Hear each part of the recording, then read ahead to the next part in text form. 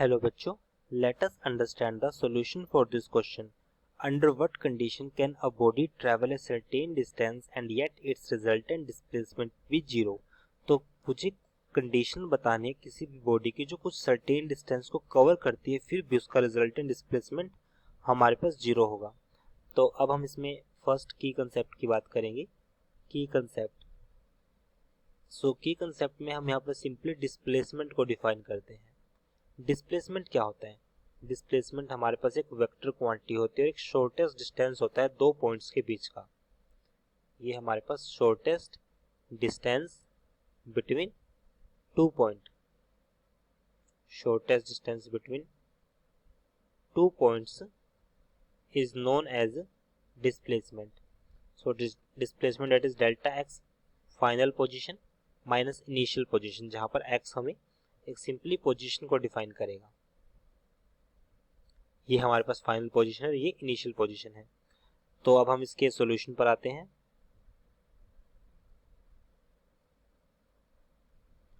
तो कंडीशन मुझे बतानी है।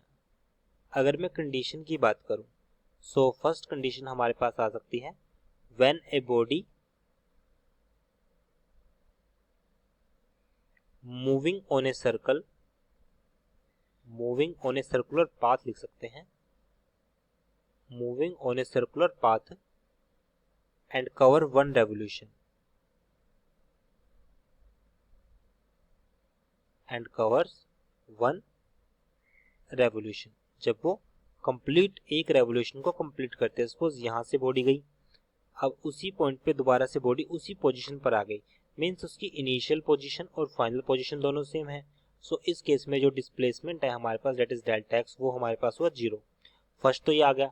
सेकंड हम उसमें बोल सकते हैं व्हेन अ बॉल और स्टोन थ्रोन अपवर्ड,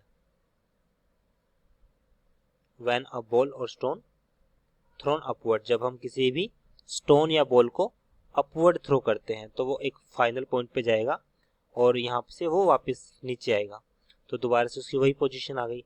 सो इस केस में जो डेल्टा एच होगा उसके द्वारा डिस्टेंस ट्रेवल किया गया होगा वो कितना हो जाएगा? जीरो। तो यहाँ पर भी डिस्प्लेसमेंट कितना हुआ? जीरो। सो दो एग्जाम्पल हमारे पास ये है।